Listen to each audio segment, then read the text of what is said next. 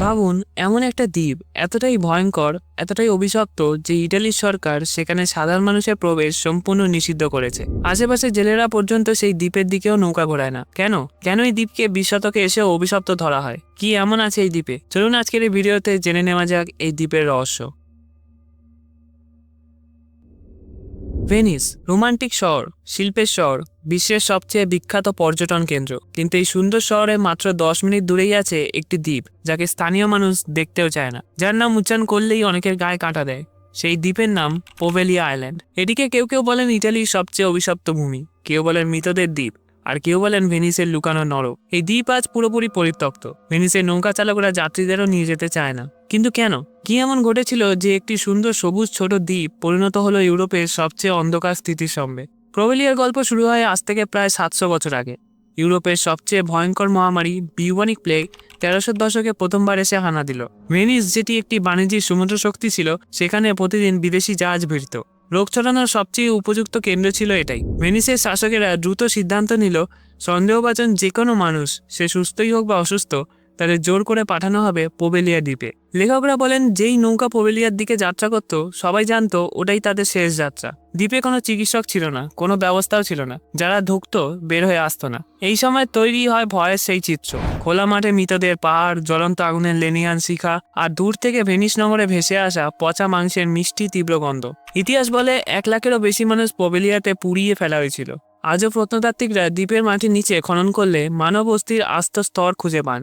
অনেক কিংবদন্তি বলে দ্বীপের মাটির প্রায় অর্ধেকই মানুষের ছাই এবং হাড় দিয়ে তৈরি। এটা শুধু গল্প নয়। মাছ ধরার জেলেরা বলেন, আমরা যখন জাল ফেলি মাঝে মাঝে মাছের বদলে উঠে আসে মানুষের হাড়। কিন্তু মানুষদের পুড়িয়ে কেন ফেলা হয়েছিল? প্লেগের মৃতদেহ রাখা, গোনা বা শনাক্ত করার মতো লোকই ছিল না। তাই করা হতো একটি কাজ, সব মৃতদেহ বিশাল গর্তে ফেলে আগুনে পুড়িয়ে দেওয়া। এই আগুন দিনরাত জ্বলতো, দুপুরে, সন্ধ্যায়, ভোরে, কখনো বন্ধ হতো না। একই আগুনে পোড়ানো হতো আক্রান্ত মানুষ, মৃতদের পোশাক, এমনকি রোগ ছড়াতে পারে এমন জিনিসপত্র।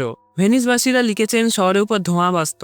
সেই ধোঁয়ার গন্ধ ছিল তীব্র, মিষ্টি এবং ভীতিকর, যেন পচাদের গন্ধ বাতাসে মিশে গেছে। এই ধোঁয়া এত ঘন ছিল যে অনেকে মনে করত দ্বীপের চারদিকে যেন অন্ধকারে পর্দা ঝুলে আছে। এরপর কেটে গেছে অনেক বছর। 1922 সাল ইটালীয় সরকার নির্দেশে দ্বীপের নিষিদ্ধ নীরবতার মাঝখানে গড়ে উঠল একটি মনোরোগ হাসপাতাল। বাইরের লোকেরা বহু আগে এই দ্বীপকে ঘৃণা ও ভয় এড়িয়ে চলত, কিন্তু সরকার ভাবল অবাঞ্ছিতদের জন্য এটাই সঠিক জায়গা। এখানে আনা হতো যাদের সমাজ বিপজ্জনক, অযোগ্য বা পাগল বলে দাগিয়ে দিত। হাসপাতালটি সমুদ্রের ধার ঘেঁষা এক পুরনো ভাঙাচোরা ভবনে তৈরি করা হয়েছিল। চারপাশে কেবল ধ্বংসস্তূপ, কবরের গন্ধ আর সমুদ্রের খাঁচার মতো গর্জন। দিনের বেলা সব ঠিকঠাক মনে হলো, সন্ধ্যা নামতেই ভবনটা যেন বেঁচে উঠত। কড়িকাঠ কাঁপতো, দরজা নিচে নিচে ঝুঁকি উঠতো, আর বাতাসে ভেসে আসতো এক ধরনের পোড়া মাংসের গন্ধ। এখানকার রোগীরা অল্প কিছুদিনের মধ্যে এমন অভিযোগ করতে শুরু করলো যা ডাক্তাররা পুরোপুরি উড়িয়ে দিলেও নার্সরা গোপনে একে অপরকে সতর্ক করলো। রাতের বেলা রোগীরা বলতো ফাঁকা করিডোরে কেউ হাঁটছে, আর সেই হাঁটার শব্দ মানুষের নয়, যেন লোহার শিকল ঘষে ঘষে টেনে নিয়ে যাওয়ার শব্দ। হাসপাতালের 4র্থ তলার পুরনো ওয়ার্ডে রোগীরা দাবি করত অন্ধকারে কেউ তাদের নাম ধরে ডাকছে, অথচ সেখানে কোনো মানুষই থাকতো না। অনেকে বলতো তাদের ঘরের ভেতরে এমন ছায়া দাঁড়িয়ে থাকে যা আলোতেও অদৃশ্য হয় না, যেন ছায়াটা নিজস্ব অস্তিত্ব আছে। সবচেয়ে ভয়ঙ্কর অভিযোগ আসতো ঘুম থেকে উঠে হঠাৎ চিৎকার করে জেগে ওঠা রোগীদের কাছ থেকে। তারা বলতো কেউ আমার পা ধরে টানছিল, আমাকে বিছানা থেকে নামিয়ে নিচে নামানোর চেষ্টা করছিল। আমি চোখ খুলতেই দেখলাম কিছু একটা বুকের উপর বসে আছে। ডাক্তাররা এসব কথা শুনে হাসতো এবং নোটে লিখতো হ্যালুসিনেশন, স্কিজোফ্রেনিক এপিসোড। কিন্তু নার্সরা রাতে অতিরিক্ত আলো জ্বালিয়ে রাখতো। কেউ একা ডিউটি করতে চাইতো না, কারণ তারা নিজেরাও শুনতো ফাঁকা সিঁড়িতে পায়ের শব্দ, কারো চিৎকার, আর কখনো কখনো ঘন্টার মতো টুংটাং আওয়াজ। অথচ হাসপাতালের ঘন্টা বহু বছর আগেই ভেঙে পড়েছিল।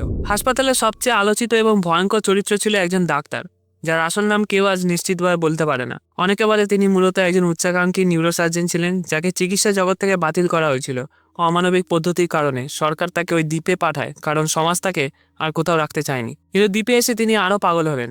তিনি রোগীদের উপর চালাতেন শক থেরাপি, প্রাথমিক ইলেকট্রোকিউশন, খুলি ড্রিল করে পরীক্ষামূলক অপারেশন এবং এমন লোবোটমি যা এতটাই বর্বর ছিল যে রোগীরা অনেকেই সঙ্গে সঙ্গে মারা যেত বা কয়েক ঘন্টা ধরে চিৎকার করত। রোগীদের হাতে পায়ে নদীর মতো দাগ, কপালে পেরেকের মতো দাগ, আর গলায় বেল্টের দাগও পাওয়া যেত। তারা দাবি করত ওই ডাক্তার মানুষ নয়, কোনো অন্ধকার শক্তির দাস। নার্সদের অনেকেই বলতো ডাক্তারটি দিনের বেলাতেও নিজের অফিসের ভেতরে কারোর সঙ্গে কথা বলতো, কিন্তু দরজা খুললে ঘরে তিনি একাই থাকতেন। কখনো কখনো শোনা যেত ডাক্তারের ঘরে ঘণ্টাধ্বনি, যদিও হাসপাতালে কোনো কার্যকর ঘণ্টা ছিল না।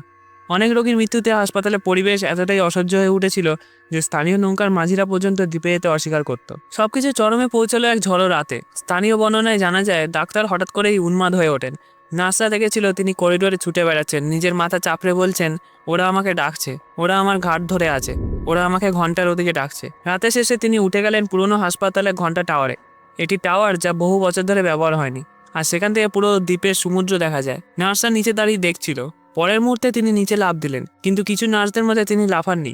তাকে যেন পিছন দিক থেকে কোনো অদৃশ্য শক্তি ঠেলে দিল। ডাক্তার অলৌকিকভাবে মারা যান।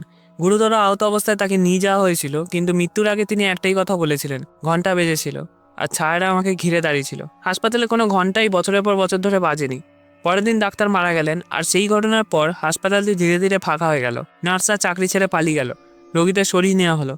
অবশেষে সরকার হাসপাতাল বন্ধ করে দেয় এবং দ্বীপটিকে সম্পূর্ণ নিষিদ্ধ ঘোষণা করে। কিন্তু টাওয়ারের কাছে গেলে মানুষ আজও বলে ঘন্টা কখনো কখনো বেজে ওঠে। এরপর থেকে যে পর্যটক বা অভিযাত্রী দ্বীপে পা রেখেছেন, প্রায় সবাই এক ধরনের অভিজ্ঞতার কথা বলেছেন। পুরনো ভবনগুলোর ভাঙা ছাদ থেকে নাকি দেখা যায় ছায়ার মতো কিছু দৌড়ে পালাতে। কেউ কেউ বলেছে ভূগর্ভস্থ কক্ষগুলো থেকে ভেসে আসে মানুষের প্রচন্ড যন্ত্রণার চিৎকার।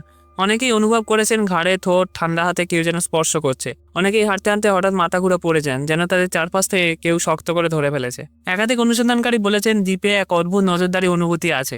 মনে হয় উঁচু ভবনের ছাদ, ভাঙা জানলা আর গাছের ফাঁক থেকে কেউ তাকিয়ে আছে। সবচেয়ে অদ্ভুত বিষয়, দ্বীপে কোনো পাখি থাকে না, এমনকি বিছে বা ইঁদুর পর্যন্ত নেই, যেন প্রকৃতি ওই দ্বীপকে বর্জন করেছে। ইটালির বেশ কয়েকটি গোস্ট হান্টিং দল, ইউরোপিয়ান টিভি চ্যানেল ও তদন্তকারী সাংবাদিকরা দ্বীপে গিয়ে শুটিং করেছিলেন, কিন্তু অধিকাংশই আর কখনো ফিরে যাননি।